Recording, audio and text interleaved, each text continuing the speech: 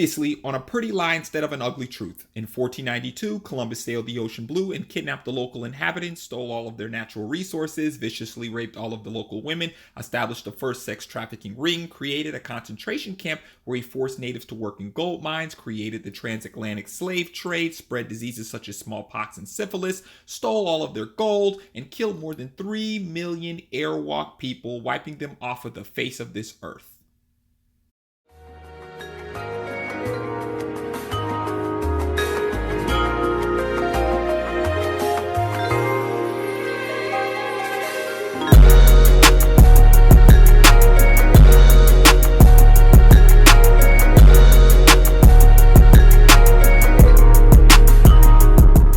Greetings, friends and family, and welcome back to A Pretty Lie Instead of an Ugly Truth. Today, before we start this episode, I wanted to take the opportunity to give you guys a visual presentation of the European power structure. Now, I'm not sure if people at home know where a lot of these individuals originated from, so before we started, I figured it'd be imperative if I showed you. That way, there won't be any widespread confusion in regards to the terminology that I'm going to be using in this episode. So before I go any further, let's kick it off with a map of the European region. Now, if you take a look at the European map, you'll clearly see that Europe as a whole is really not that big. You have Spain, Portugal, France, United Kingdom, as well as many others. And as you can see, right below Europe, you have Africa. But more on that later.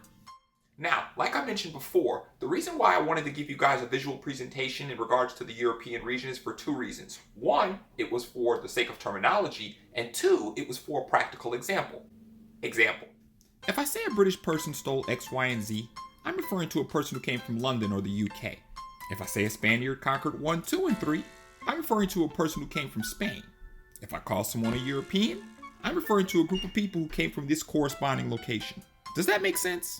Now that we've established the regions and the terminology, I want to take the opportunity to explain what colonizing is, as well as to give you guys a synopsis as to what transpired on the islands once Columbus actually left. But first, here's the definition of colonizing. Colonize, verb, to send a group of settlers to a place and establish political control over it. So what does colonize mean exactly in layman terms? Colonize, to come to somebody else's land and ultimately take over their stuff. Now, after Columbus left the Caribbean, Spain decided to use the Bahamas in order to grow crops that would fetch a high price back home in Spain. Crops such as sugar, coffee, and grapes for wine were some of the many crops that were brought to the new land. This process was known as the Columbian Exchange. And what is the Columbian Exchange, you might ask? The Columbian Exchange is a process of transferring plants, animals, microbes, and people across the Atlantic and back. From Europe to Africa, from Africa to the Americas, and from the Americas back to Europe. A perfect example of this would be the crops that were taken from the Caribbean to Europe, such as tomatoes, corns, vanilla, peppers, avocado, pumpkins, turkeys, pineapples, and so on and so on and so on. Now, on a side note, I would like to point out that all of the crops that Columbus decided to steal were all calorically dense. And for my people back at home who don't understand what that means, allow me to explain. If I grew a field of corn and potatoes instead of onions or wheat, which was something that was typically grown in Europe, I would be able to feed 4 times as many people with a field of potatoes and corn due to them being all calorically dense. So what does this mean exactly? Well, it's pretty simple. The food that the Europeans now had access to spiked their population growth. Crops such as sugar, coffee, and grapes for wine were some of the many things that were brought to the Caribbean. Growing sugar in the Caribbean was so lucrative that the Spaniards actually had all of their own food imported so they could focus on planting crops specifically in that area. Now, the crops that were grown in the new colonies, such as sugarcane, tobacco, and cotton, were all labor intensive. And because there was not enough settlers to cultivate all of the new land or successfully meet the massive demand for labor, the Europeans looked to Africa for their new source of slavery. And where do you think they got the idea to put African people in chains, you might ask? They got the idea from none other than Bartolome de la Casa, the same motherfucker who wrote about the atrocities that Columbus committed a few years earlier. Now, because the Arawak and Taino had just about died out and there was no one left to work the plantation for the Europeans, La Casa considered another strategy for the king and queen. La Casa began to advocate for the importation of African slaves to compensate for the decreasing Arawak population. According to La Casa, if alternate laborers were not brought in, the Indians would soon be wiped out and the plantations would not be able to exist. So because of what Bartolome de la Casa proposed, Africans were now the prime target for slavery. Now, where Africans actually went after they were forcibly taken from Africa changed over time. But it should be noted that more than 50% of the Africans that were taken from their homeland were now selectively placed in the Caribbean. The remaining 50% were actually placed in Brazil. It wasn't until later, about maybe 1619, that they finally found their way to the Americas. Now that we're on this subject, I wanted to take the opportunity to address one of the biggest misconceptions that there is out there today, and that misconception would be that African people ultimately sold themselves into slavery. The reason why this is a big misconception, or a canard, is for two reasons. One, there is no historical narrative by any African king to this day to prove the validity of this. And two, the majority of the documentation to substantiate that black people actually, or African people actually sold themselves into slavery is ultimately coming from the European power structure or the European narrative. So with that being said, until we see some form of documentation to substantiate that Africans actually sold themselves into slavery, it's a misconception and a canard.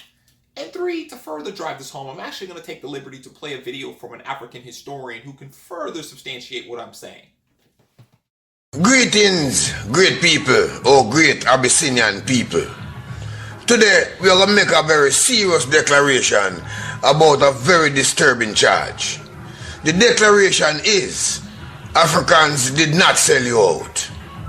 We did not sell our people at any time to anybody, and there is no evidence to support such an ignorant and devious conclusion. These are devastating charges. Charges that's preventing the African continent from moving forward.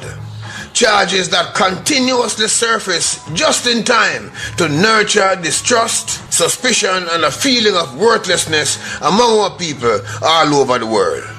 So let us shed some light on this matter so as to free our ancestors from this disgraceful and dishonorable charge. We must make it clear that there was never a market for buying and selling people in Africa before the arrival of Caucasian terrorists from Europe. Let's make that clear. There was never a market. Without naming names, he said that before he came, a number of us got together, kidnapped and sold each other. To whom and to where he did not say. Outside of his say-so, he has produced nothing to support his claim. Buying and selling is capitalism, and capitalism never existed in Abyssinia before the arrival of Caucasian man. So we know right from the start he's lying. We never kidnapped our people and sold them to the invader at any time. We were never paid to catch our people either. They did that sinful job themselves, and none of us was safe. It was Caucasian historians who started this lie and placed it in their books. Those books they gave to us after our so-called independence in the West, including the Caribbean. By this time, they realized the legal implications and decided to blame us for helping him to enslave us. It's like the stick-up man who sticks you up, take you to the bank, threatens to kill you unless you give him your PIN number. The thief then takes out your money, spends it, gets caught, and say he is only 50% responsible because you gave him the PIN number. What madness. In the meantime, him have a gun to your head. When you ask members of your own community who publicly repeat this story, when you ask them for proof, for evidence, to support what they say, what they repeat, they tell you to do the research. They say the information is out there. Out where? What they fail to understand is that the source of the information they present as fact is none other than the same Caucasian who enslaved us. See whose names appear as the writer, the publisher, and distributor of those research manuals. All of them are European names. Since the story is from him and him alone, how can we close the case?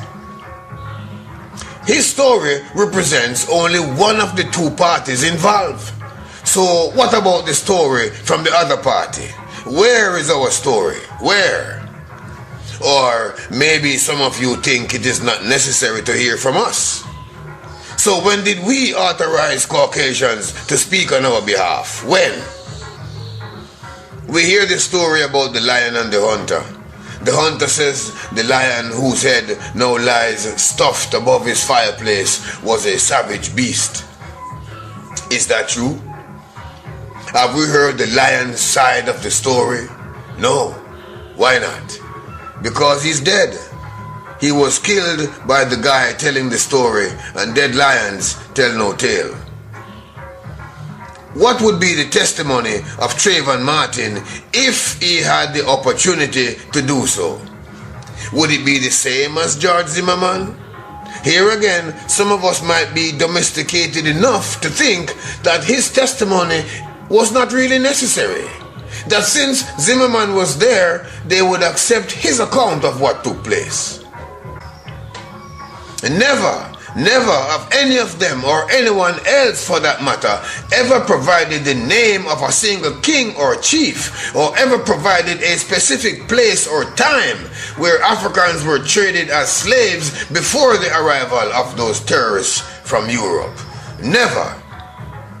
It's like all the Western religious denominations. Regardless of their names, and there are many, all of them lead right back to Rome. Now, the question some of our people have is, how could a few criminals overtake the whole continent, capture millions of Africans, and take them away for hundreds of years? It's a good question. They ask about our great empires, our dynasties, our kingdoms and armies. To understand the answer, we have to ask, what defense do birds have against hunters with shotguns when their natural ability to fly is used against them as they move across the open sky? What defense do fishes in the ocean have against fishermen using nets over a mile wide? Sure, the fish can swim, but here again, the very nature of their being has caused them to be in an open environment that is used against them. Abyssinians are very kind and trusting. We were not prepared for this. We had no weapons to speak of. We are a peaceful people by nature, and that peace was used against us by wicked outsiders who had machine guns, who brought their lifestyle of war, destruction, and immorality to our continent. Columbus did not go into Africa with a few criminals and dominated the continent in 1492. By then, it was already conquered and no African was safe. We were never a part of their wicked conspiracy. Europeans are the only ones responsible. They were the invaders, they were the occupiers, they were the ones in charge. They had all the power and they took all the benefits.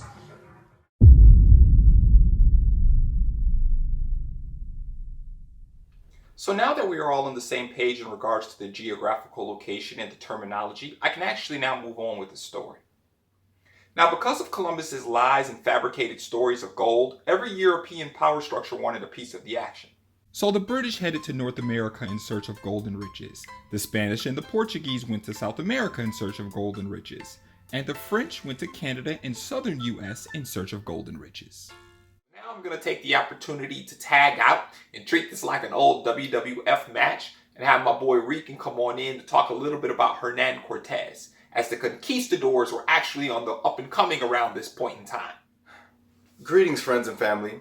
So now I'm going to take the opportunity to discuss the Conquistadors, who they are, what they did, when they did it, and why it's important for everyone who considers themselves a Latino and whose lineage and origins come from Central America, South America, and Mexico. So now we're going to take a trip back for chronological order to the early and mid 1500s to discuss probably the most famous conquistador and most vile of all time, Hernan Cortes.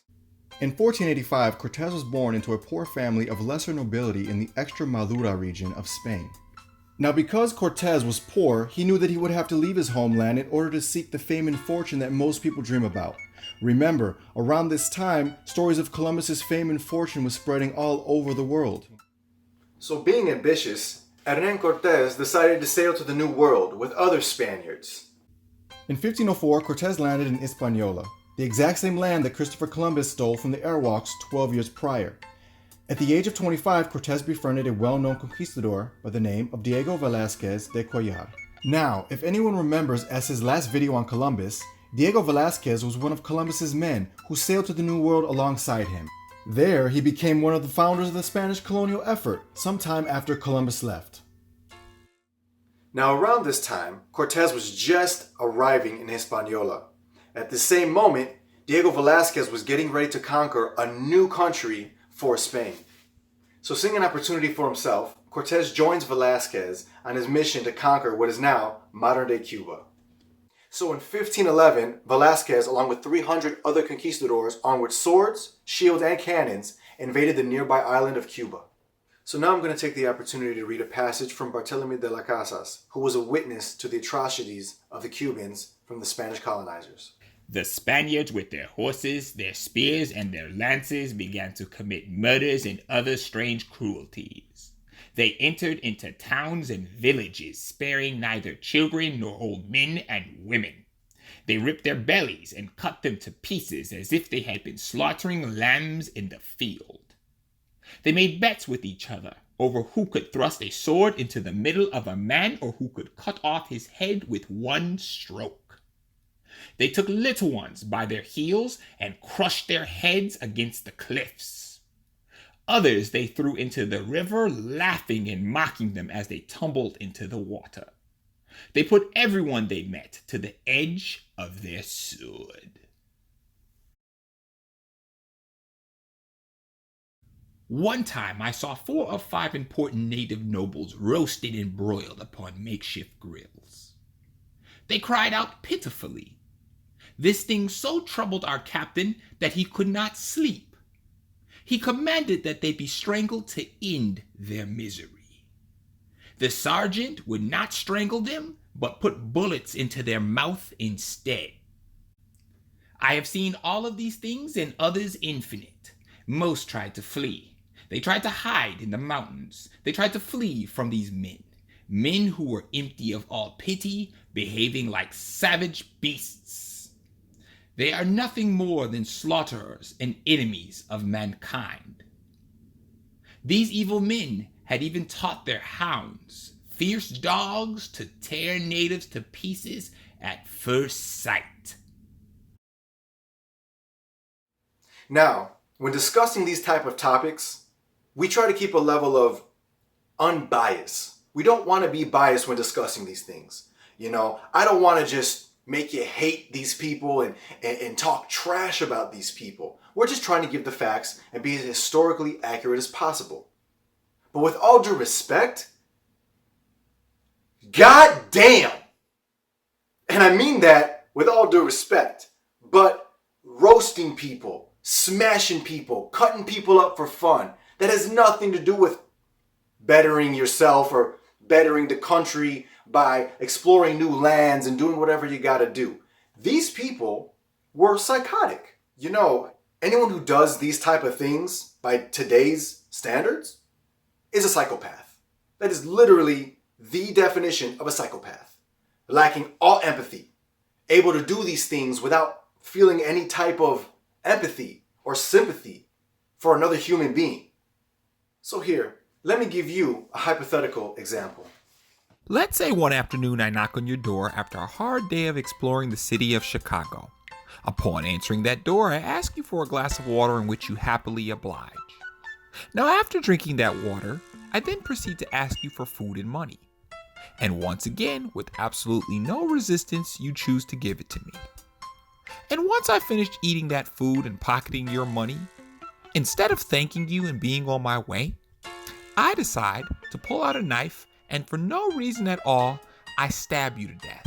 Then I decide to go upstairs, rape your daughters, and burn your remaining family members to death. So yeah, the goddamn is justified. These atrocities and these things that these people did back in the day are the basis of our history. Everything we know today, America, South, all these modern day countries are built on these atrocities. Now, maybe we're not taught these atrocities in school, maybe to keep us safe from the dark truth, but you gotta know these things. If not, you look like one of these guys out here celebrating Columbus Day as if he and Cortes and these other colonists were some kind of national heroes. But I digress. Let's get back to the story. Within a couple of years, Velázquez and his men slaughtered and enslaved all of the inhabitants and established several settlements on the island, much like their predecessor Columbus. In 1511, Cuba was conquered. Velázquez became its first governor, and those who helped him in Cuba, including Cortes, were rewarded with land on the island. In addition, Velázquez made Cortes magistrate of Santiago. Now, as time passed, a strange story about a city of gold eventually made its way to Cuba. So, on behalf of the King of Spain, in 1518, Diego Velázquez sent an expedition from Cuba to what is now modern-day Mexico in order to investigate these stories. Now, when the leader of this expedition did not return on time, Velázquez began to panic and decided to send more men to investigate the missing crew. Without wasting any time, Velázquez decided to send Hernan Cortes as the leader and captain general of this rescue operation. Cortes swiftly lined up men, weapons, food, and financial backers. Cortes's orders were specific. He was to investigate the coastline, look for the missing expedition, make contact with any natives, and report back to Cuba. Nothing more and nothing less. Despite having his orders, Cortes had another plan in mind. You see, he saw Mexico as his ticket out of Cuba. He still had his dreams of fame, glory, power, things of his own. And he was fueled by the stories of the City of Gold that were in Mexico. Now, as Cortes planned to set sail, word of what he was planning got back to Velázquez, who had hoped to remain in control of the expedition. An official messenger was sent to Cortes in order to let him know that the expedition has been canceled, and he was relieved of his command. Unfortunately for the messenger, Cortes had the messenger killed. So now I'm going to take the opportunity to tap out and have S jump in and continue the story of Cortes. So now I wanted to take the opportunity to stop the story in order to point something out. After Velázquez and Hernan Cortes killed all of the Cubans and stole all of their gold, they were pretty well off and established at this point. I mean, they weren't filthy rich, but they were pretty well off due to the gold that they actually were able to ascertain from these individuals. Now, you would think at this particular point in the story that both of these corresponding individuals would link up and combine the gold that they stole in order to strengthen their stronghold and to increase the European might. But nope. They couldn't do it. Greed got the better of them, and now both of them were mortal enemies. But again, I digress. Let's get back to the story. Now, in response to Cortes murdering Velázquez's messenger, Velázquez sent local officials to arrest Cortes for acts of treason. However, that failed when Cortes offered them a share of the profits if they joined him on his crusade to Mexico. So in 1519, without official authorization, Cortes sailed from Cuba with 11 ships and over 500 men. He sailed west and landed in Cozumel, Mexico on the Yucatan coast. Now, what's interesting to note is that while Cortes was not the first individual to land on Mexico, he was the first individual to come with the most advanced weaponry the world had ever seen at this particular point. And for my people at home who are pretty curious in regards to what the weapons were that Cortes actually brought, take a look. Cortes brought the most cutting-edge weaponry available, including cannons. Cannons are light. They're probably not the Lombards they brought. These are falconets, light, breech-loading artillery. Cannons like these were small but effective. Not only did they tear major holes in native formations, but they scared the hell out of them. They didn't have gunpowder in the New World before Cortes got there. So on the battlefield, a weapon like this was a distinct physical and psychological advantage.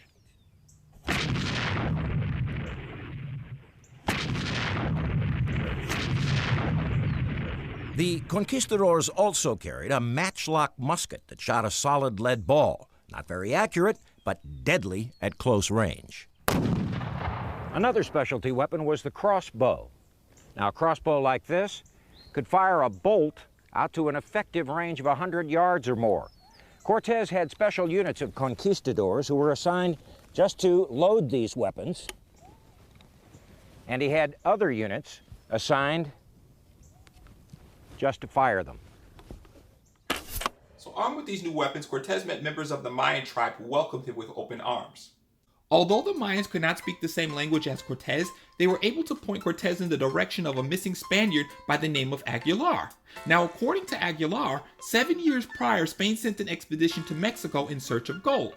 Unfortunately, there was a shipwreck that killed all of the passengers, and Aguilar was the only survivor who lived among the Mayans for 7 years. In addition to living with the Mayans for that long, Aguilar also let Cortes know that he was able to learn the Mayan language and would be willing to stand in as an active translator if Cortes could provide him safe passage out of Mexico. Now, it should be noted that the discovery of Aguilar ultimately tipped the scale in Cortes' favor. You see, at first, Cortes knew nothing about the Mayans, the land, the culture, or the weaponry that these people possessed. But now that he had Aguilar, who had been among them for 7 years, he had a tactical advantage and knew what he was up against. So without wasting any time, Cortes asked Aguilar to debrief him in regards to what was transpiring in Mexico. It was from Aguilar that Cortes learned of Montezuma, the emperor of the Aztecs. According to Aguilar, Montezuma was the savage king who ruled all. His people feared him as a deity, and common citizens were not even allowed to look him directly in the eyes. According to Aguilar, in order to conquer Mexico, Cortes himself would have to defeat Montezuma.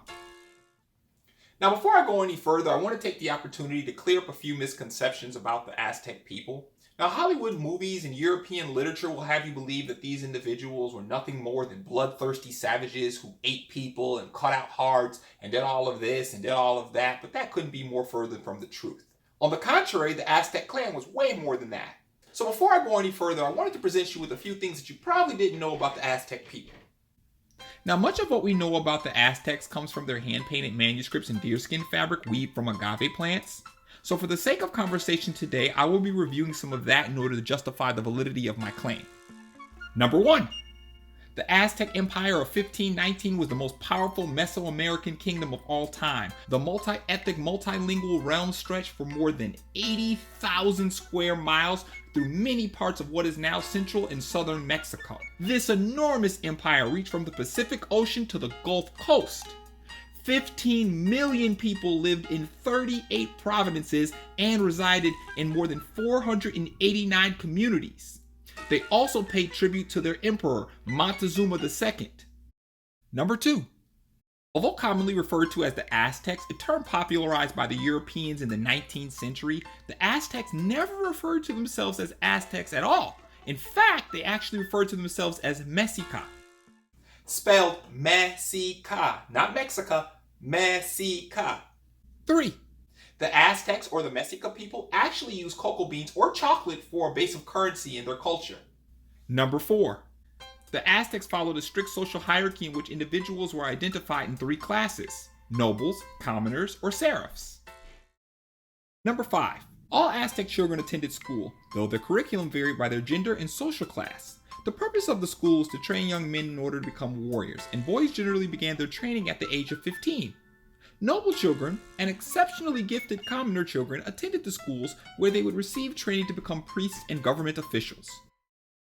Number 6. The Mexica people actually had a modern-day marketplace where they could sell goods and services. It was extremely busy as farmers typically sold crops here, weavers sold cloth, and merchants would sell food. On an average day, the marketplace would see about 50,000 people. Number 7. Now, contrary to common belief, Christianity or Catholicism was not even the religion that the Mexica or the Aztec people originally believed.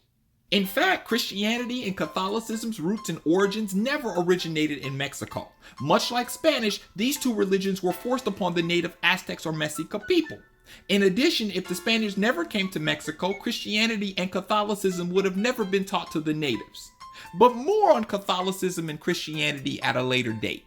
Now, originally, the Mexica people actually worshipped many different gods, and each of these corresponding gods represented a different part of nature or existence. You had Huitzilopochtli, who was the god of war and sacrifice. You had Quetzalcoatl, who was the god of knowledge and learning. You had Tezcatlipoca, which was the god of night. You had Zytotec, which was the god of life and rebirth. You had Tlaloc, the god of rain. And lastly, you had Chauchautle, the goddess of youth and beauty. So as you can see, the Aztecs were all an advanced civilization that was culturally developed with arts, religion, music, and crafts. To say that these individuals were anything other than that would ultimately be disingenuous and dishonest. So now that our history lesson is over, let's get back to the story. So after Cortes saved Aguilar, Cortes and his crew sailed around the Yucatan coast to Mavan, the town of Potocan. On March 22nd, 1519, armed with crossbows, muskets, and cannons, Cortes invaded Potocan. Now, it should be noted that in addition to bringing all of these new weapons to the New World, Cortes actually brought 2 weapons to the New World that ultimately tipped the scale in his favor once again. The first was the bull mastiff. Now, if anyone remembers my last video about Christopher Columbus, some scholars believe that this was the exact same breed of dog that Columbus and company trained to kill and eat human flesh years earlier in the Caribbean. In addition to that, these war dogs were not only covered in armor, but they were also very terrifying to the natives because they had never seen dogs before. And the second secret weapon they had were horses. Now, I know some of my people back home are going to say, yo, S, horses? Really? That's a secret weapon? And my answer to you will be this. For starters, no native had ever seen horses before. You gotta remember, Cortes was the first person to bring them to the New World. In addition, on the battlefield, most natives thought that the horses were mythological dragons. This psychological advantage also helped tip the scales in his favor. Now, as for the Mayans who tried to defend themselves against Cortes's onslaught, they were all easily killed due to the advanced weaponry that I just mentioned and the psychological warfare that the horses and the dogs and the cannons actually imposed on these people. And after Cortes and his crew murdered just about half of those people, what do you think the first thing he asked for was? And if any of you guys at home actually thought he requested gold, you're wrong. He actually asked for the women. And just like Columbus before him, Cortes and his crew demanded 20 sex slaves for their personal entertainment. Look, when I tell a story, I do my best to leave my personal perspectives at the door, as I don't want to come off as being biased. But I just can't do that today. This is seriously so messed up. And what makes this whole ordeal so crippling and disheartening is that the majority of Cortes's men were actually suffering from sexually transmitted diseases such as gonorrhea and syphilis. And if you think I'm telling a lie, allow me to give you the quote from none other than one of Cortes's men who was actually there on the account. Now, I'm not sure if most people at home are aware that Bernal Diaz Castillo, one of Hernan Cortes's men, actually wrote a 400-page book about all of the horrific things he actually personally saw while he was there on the conquest with Diaz. But luckily for us today, I actually have that book, and I want to give you guys a visual presentation or actually show you right here where that passage is, where he clearly says that a lot of these individuals actually had bubas, which was a term that he referred to as sores that were associated with syphilis. It was actually on page 214. At the end of the page, I want to say paragraph 1. So I'm not even going to go any further and show you the passage about gonorrhea because it's intrinsically worthless at this point and it just makes me nauseous. But what I want to do is to put something into perspective today. Cortes's nasty ass people knew that they were suffering from syphilis and they were burning hard, and then they chose to rape little girls knowing that they would get them sick with syphilis and they would ultimately die.